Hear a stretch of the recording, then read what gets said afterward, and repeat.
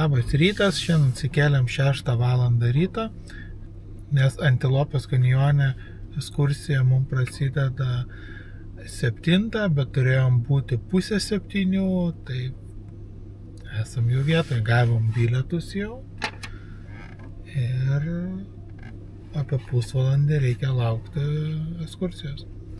Vakar tai dar tokį rebusą dėl laiko turėjom, nes automobilio ir Simo telefono laikrodžiai pasisuko valandą į priekį, mano laikrodis nepasisuko valandą į priekį ir galvojom, kiek čia valandų. Tai klausėm vienų, pasako vienaip, klausėm kitų, pasako kitaip, nusprendėm surizikuoti ilgiau pamiegoti. Nepasigailėjom, tai taip ir gerai buvo, bet atėjom čia ir laikrodis irgi rodo vėlesnį tą laiką. Tai taip ir nesupratom, kaip čia yra su tuo laiku. Kiek čia pas jos tų valandų, nes ir Google'as rodo vienaip, pas jos laikrodis, pas mane ir mašinai kitaip rodo, pas žmonės, kur klausėm, dar kitaip rodo, čia svarbu, kad laiko atvažiavom, bet šiaip reikia labai čia atidžiai pasižiūrėti laikus, kai Arizonoje esi.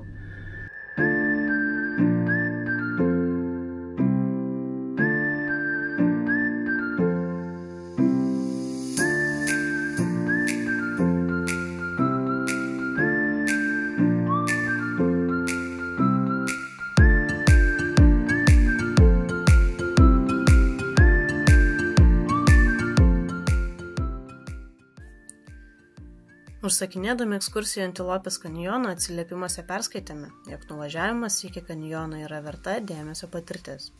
Kai gidė pradėjo važiuoti, netrūkome to įsitikinti. Važiavome bekelę, bet gidė pristabdydavo tik prie didesnių duobių.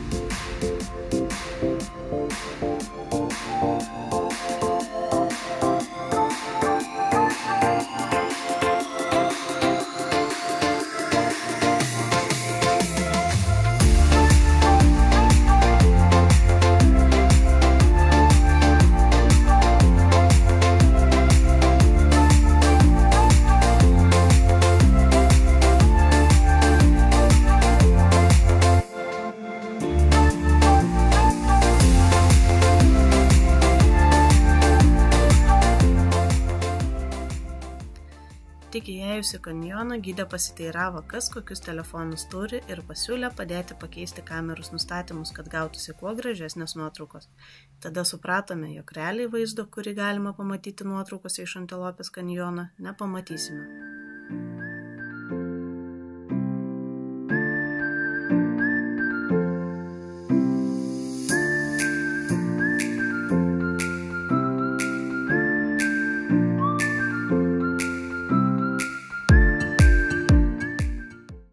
Šis kanjonas atsirado dėl vandens ir smėlio erozijos.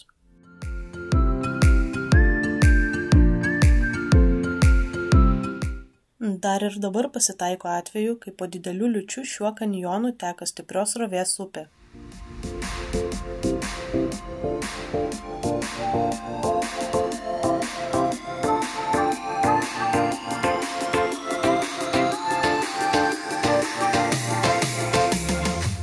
Šis kanjonas pavadintas Antilopės kanjonu todėl, nes anksčiau šiose teritorijose ganydavosi dideli pulkai antilopių.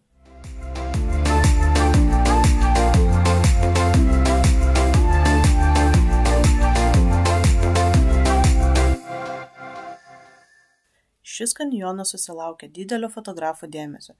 Taip yra todėl, kad dienos metu, kai saulė yra pakilusi aukštai, čia yra matomi šviesos spinduliai.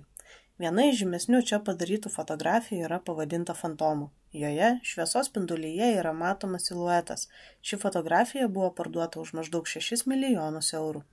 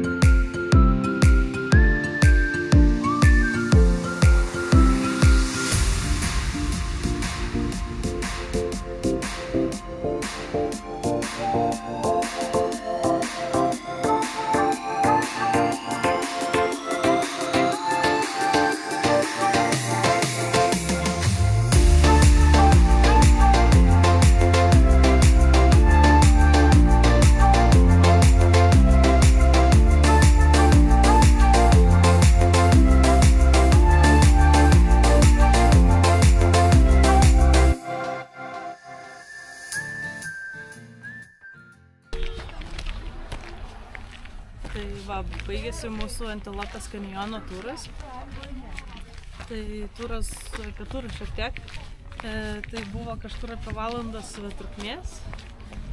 Pradžioj nuvežė, iki 10 minučių truko toksai pavažiavimas, ten 3 mylių ilgio. Bekelė, kur gerai ten padaužė, pamėtė mus, nes kur baisiausias buvo duobės, biškį pristabdė, bet šiaip stengiasi, kad įspūdingas būtų šitas pasivažinėjimas. Paskui pasivaikščiojom ten, šiaip pats takas nėra ilgas ten prasieiti, ten keli pasukėliai tokie ir viskas. O trukmė dėl to išauga, nes visiems kiekvieno kampo bando fotkintis ir gražias nuotraukas darytis. Bet iš tikrųjų, tai kai pamatėm, kad nuotraukose tikrai galima padaryti, kad atrodytų geriau, nes, pavyzdžiui, mes ryte kai vaikščiojom, tai buvo visiškai tamsu, tenai, šiek tiek matėsi šviesos, bet, pavyzdžiui, kai kiti nuotraukos telefonu darė, tai buvo labai apšviestas saulės ir, tokios labai ryškios buvo. O dabar atvažiavom į Pasagos slėnį, tai eisim pasižiūrėsim, čia galima pamatyti. Nuo Pasagos slėnio automobilių parkavimo aikštelės reikia dar šiek tiek paeiti. Tako ilgis pirmyn ir atgal siekia 2,5 kilometro.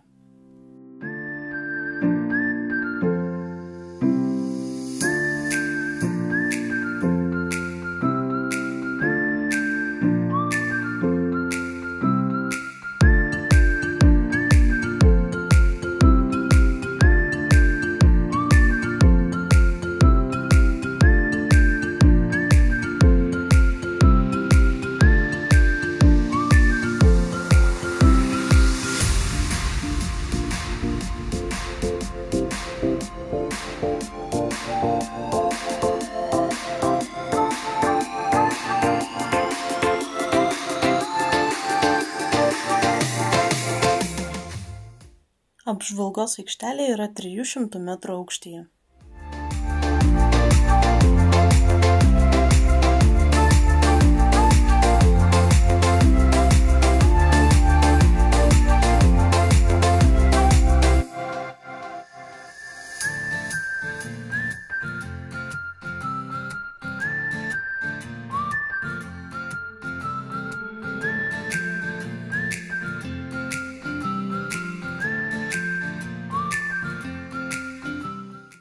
Toliau važiavome Monumentų slėnio link.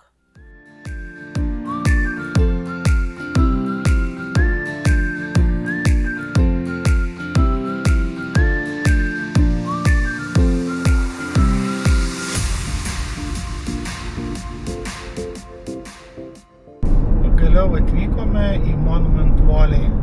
Atsiveria nuostabus vaizdai.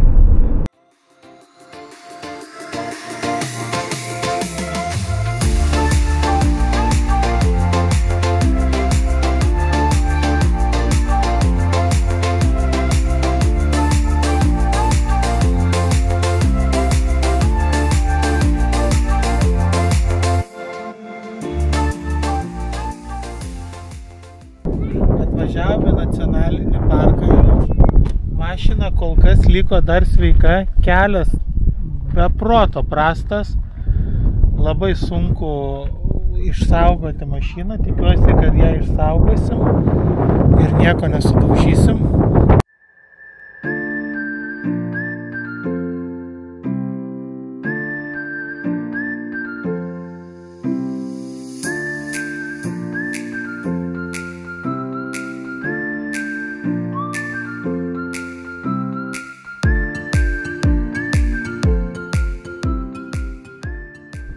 Dabar grožimės pirmoji aikšteliai nuostabiais vaizdais ir bandysim važiuoti toliau, tikėdamiesi, kad kelias bus geras.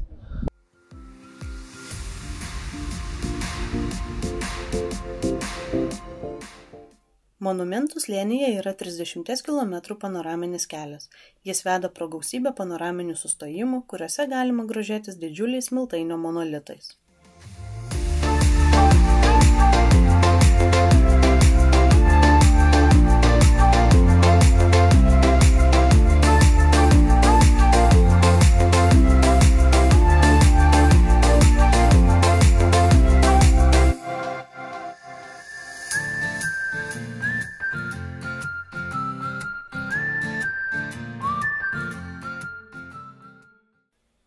Šių monolitų aukštis siekia iki 300 metrų.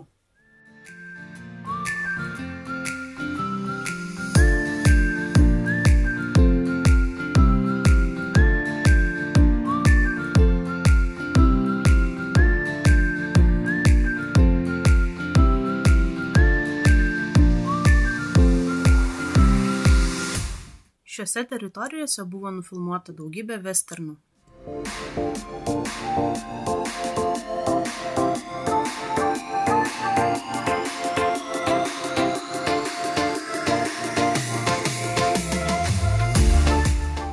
Parko vaizdai yra matomi ir filme Forestas Gampas.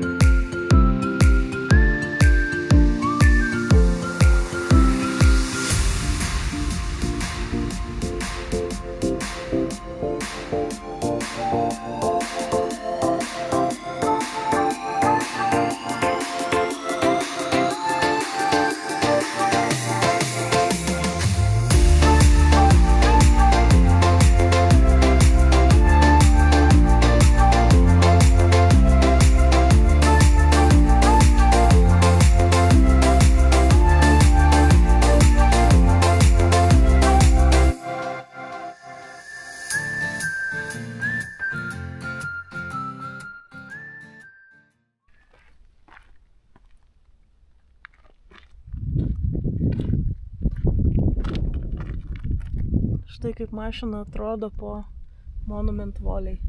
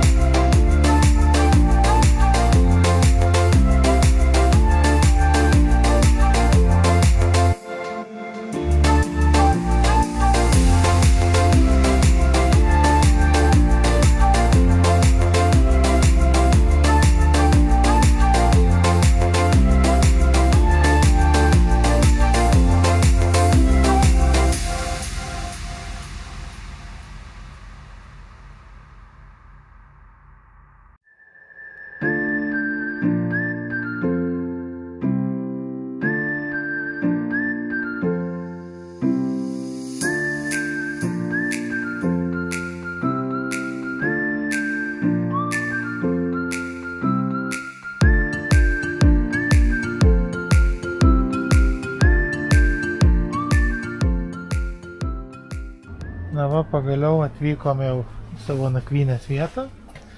Pasižiūrėsim, koks kambarys. Ir kaip taisyklė vėl indusų viešbutis. Oho, 2 didžiulės lovos.